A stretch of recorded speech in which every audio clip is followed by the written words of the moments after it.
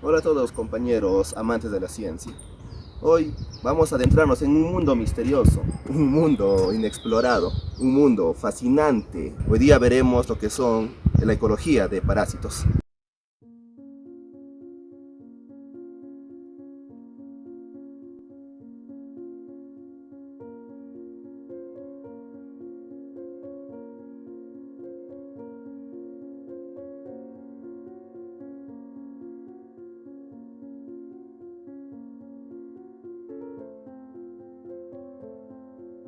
¿Una vez te has preguntado qué es lo que sucede en el mundo de lo microscópico? Los parásitos y huéspedes llevan a cabo una encarnizada batalla. Pues prepárate para un viaje que te llevará desde lo inexplorado hasta lo invisible. Prepárate para adentrarnos dentro del mundo de estos pequeños amigos nuestros, los parásitos, descubriendo sus increíbles estrategias de supervivencia y aprendiendo cómo estos influyen dentro de la biodiversidad de la naturaleza, del ecosistema e incluso de la salud humana.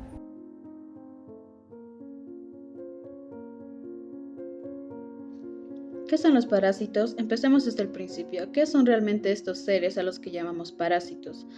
Los parásitos son seres vivos que se han adaptado de maneras sorprendentes para vivir en o sobre otros organismos a los que llamamos huéspedes. Imagina que tienen un pasaje de ida, pero no de vuelta a su mundo. Algunos de ellos, como los ectoparásitos que viven sobre su huésped, o algún ejemplo que podrían ser las garrapatas o los piojos. Mientras que los endoparásitos se adentran en el interior de sus huéspedes como esos gusanos que pueden habitar en tu intestino sin que te des cuenta. Pero aquí viene lo interesante. Los parásitos han perfeccionado el arte de la supervivencia.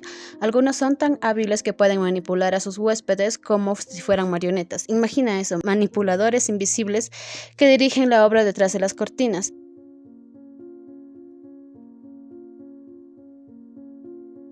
Los parásitos son aquellas criaturas que viven a expensas de otros organismos. Vienen en una asombrosa variedad de formas y tamaños. ¿Alguna vez te has preguntado cómo los clasifican los científicos? Bueno, pues hoy vamos a descubrirlo.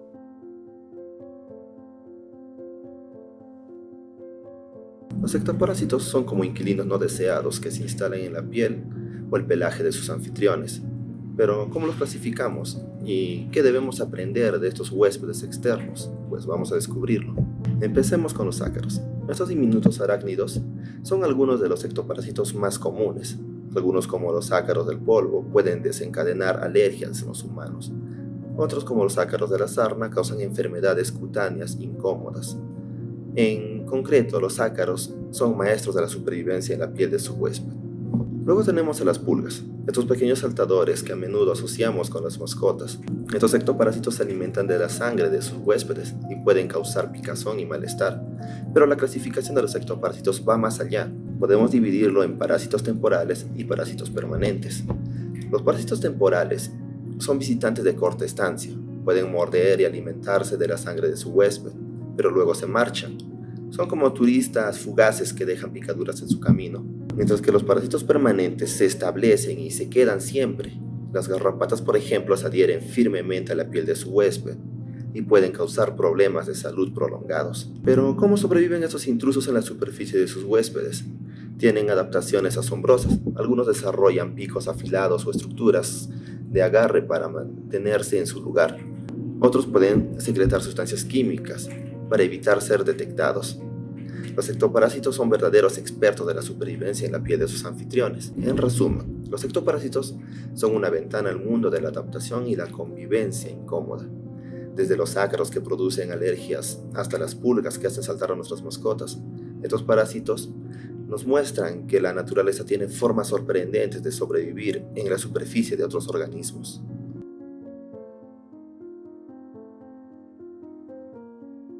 Ahora hablaremos de los endoparásitos, que son aquellos que se establecen dentro del cuerpo de su huésped. Son como intrusos que han encontrado una manera de vivir a expensas de otros organismos desde dentro. Pero, ¿cómo los clasificamos y qué podemos aprender de ellos? Pues comenzamos con los helmintos, que son los gusanos parásitos. Estos incluyen a los nemátodos, también conocidos como lombrices, y los platelmintos, que son las tenias. Los nemátodos pueden residir en los intestinos de su huésped, mientras que las tenias se adhieren a las paredes intestinales absorbiendo nutrientes. Los helmintos son endoparásitos que pueden causar problemas de salud importantes en los humanos y animales. Luego tenemos a los protozoos. organismos unicelulares que pueden ser endoparásitos. La malaria, causada por el protozoo Plasmodium, es un ejemplo muy famoso. Estos intrépidos parásitos ingresan a las células de su huésped y causan enfermedades graves. Pero la clasificación no termina aquí. Podemos dividir a los endoparásitos en parásitos intracelulares y parásitos extracelulares. Los parásitos intracelulares viven dentro de la célula de su huésped. Son expertos en el arte de la infiltración y pueden esconderse de la defensa del organismo. Algunos protozoos, como el Plasmodium, son intracelulares.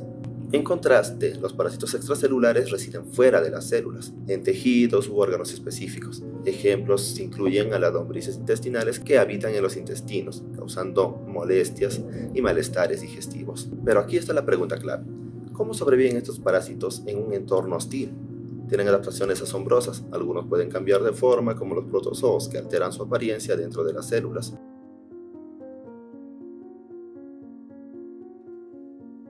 Pero esto no termina aquí. Los parásitos también pueden clasificarse según su relación con su huésped. Aquí entran los parásitos temporales y los parásitos permanentes. Los parásitos temporales son visitantes de corta estancia. Las sanguijuelas, por ejemplo, muerden y se alimentan de la sangre de su huésped, pero luego se van. Son como unos turistas fugaces. Los parásitos permanentes, en cambio, se quedan, establecen su hogar en el huésped y pueden vivir allí durante toda su vida. Un ejemplo es el gusano del corazón de los perros. Ahora profundizaremos en la forma de vida de estos parásitos. Podemos clasificarlo como parásitos obligatorios y parásitos facultativos. Los parásitos obligatorios necesitan de un huésped para sobrevivir. No pueden existir por sí mismos. Son como esos amigos que siempre están en tu casa sin un lugar propio. En contraste, los parásitos facultativos tienen opciones.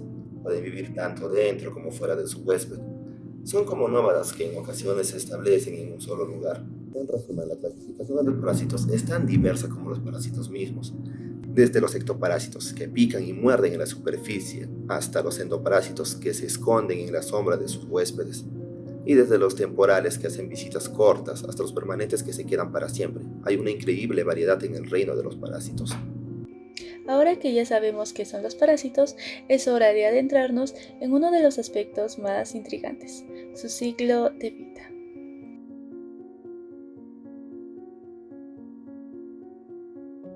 Los parásitos no tienen el típico patrón de nacimiento, crecimiento y reproducción que solemos asociar con la vida. En cambio, tienen un ciclo de vida únicos y a menudo complejos. Algunos de estos ciclos son tan asombrosos que parecen sacados de una película de ciencia ficción. Por ejemplo, algunos parásitos pasan parte de su vida en un huésped, luego salen al mundo exterior y vuelven a entrar en otro huésped.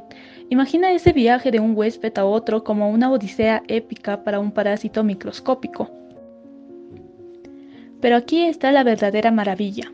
Estos ciclos de vida a menudo están sincronizados con la vida de sus huéspedes, como si fueran relojes biológicos perfectamente ajustados. ¿Por qué? Porque su supervivencia depende de ello. Algunos de estos parásitos tienen etapas en las que son libres y nadan en el agua, como aventureros microscópicos, antes de buscar a su próximo huésped. Otros se esconden en el suelo y esperan pacientemente a que un huésped pase cerca. Ahora que hemos explorado los secretos de los parásitos y sus ciclos de vida, es hora de adentrarnos en el intrigante mundo de las interacciones entre parásitos y huéspedes.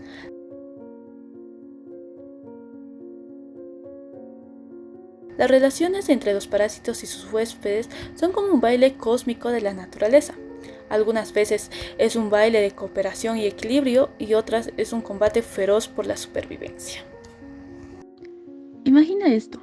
Algunos parásitos tienen la habilidad de manipular a sus huéspedes de maneras increíbles.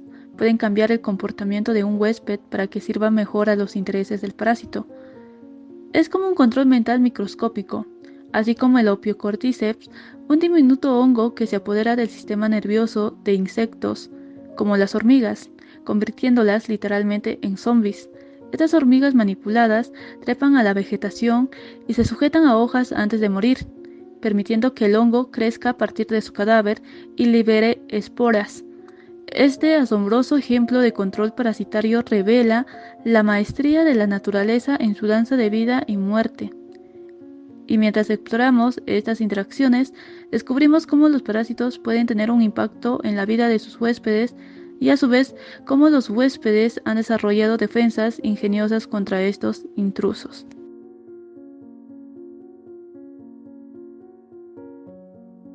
Ecología de parásitos en los ecosistemas.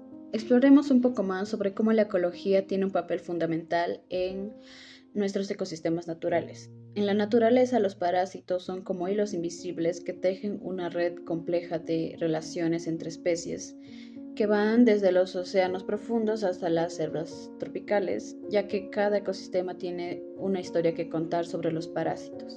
Pueden influir en la diversidad de especies, afectar la abundancia de poblaciones y en algunos casos incluso mantener el equilibrio ecológico. Es como un rompecabezas invisible que conecta a todas las criaturas en un ecosistema, pero aquí está lo sorprendente.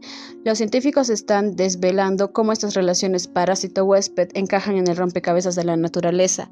Estudian cómo los parásitos pueden ser indicadores de la salud de un ecosistema o cómo afectan a las cadenas alimenticias, y a medida que exploramos más a fondo, descubrimos que la ecología de parásitos es esencial para comprender cómo funciona nuestro mundo natural.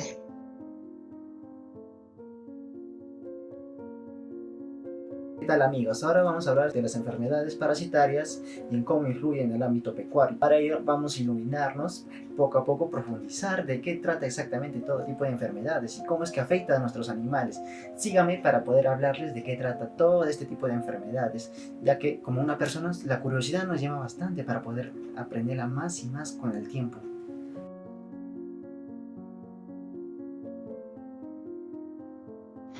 Siguiendo hacia para hablar de las enfermedades parasitarias en el ámbito pecuario, hablaremos de la tripanosomiasis bovina, que esta enfermedad es transmitida por la mosca tsetse y afecta principalmente al ganado bovino. Puede causar debilidad, pérdida de peso y anemia en los animales, pero debemos tener en cuenta exactamente que esta enfermedad solo afecta a los animales y no es transmitible a las personas.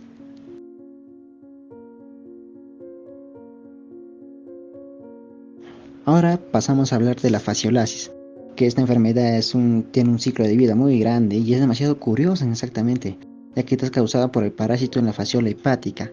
Esta enfermedad afecta el hígado del ganado, puede provocar síntomas como la pérdida de apetito, debilidad y disminución en la producción de leche y carne, en este caso hablando del ganado vacuno.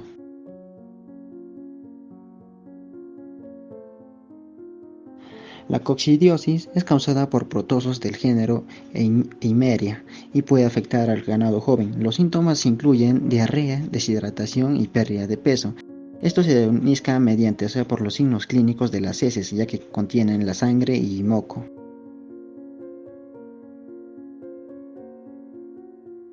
Ahora hablaremos de la anaplasmosis. Es una enfermedad que se transmite mediante las garrapatas. Esta enfermedad puede causar síntomas de anemia, fiebre y debilidad del ganado más que nada. Debemos entender que esto afecta demasiado y si no se tiene un control necesario, este puede llegar a contagiar a los demás integrantes del grupo de vacunos.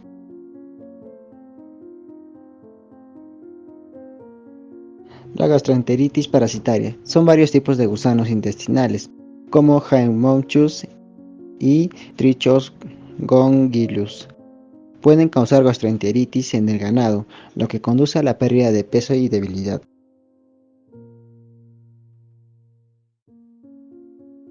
Hablemos de la Dermatobia hominis, también conocida como mosca de los cuernos. Esta mosca deposita sus larvas en la piel del ganado, lo que puede resultar en la formación de bultos y heridas, pero debemos entender que este tipo de moscas son más de zonas tropicales.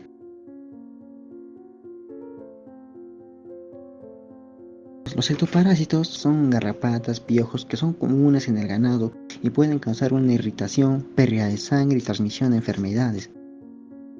Es importante destacar que la prevención y el control de estas enfermedades parasitarias en el ganado son fundamentales para mantener la salud y la productividad de los animales. Este incluye prácticas de manejo adecuadas, desparasitación regular, control de vectores y la consulta con veterinarios para un diagnóstico y tratamiento adecuado.